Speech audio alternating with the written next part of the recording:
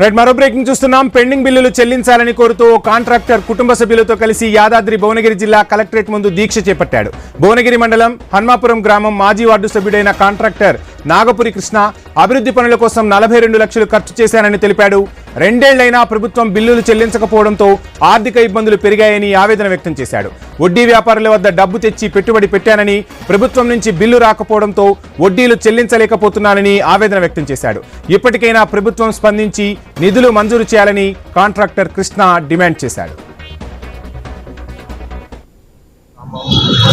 చిన్న చిన్న కాంట్రాక్ట్లు చేసుకుంటా వస్తూ ఉంటాం. 2 సంవత్సరాల నుంచి బిల్లులు ఎస్డిఎఫ్ ఫండ్ చేసిన, గ్రామ పంచాయతీ కట్టిన, 3 కంపెనీలు అడ్వర్టైజింగ్ మొదలు చేసిన, 42 లక్షలు మా బిల్లు రావాలి.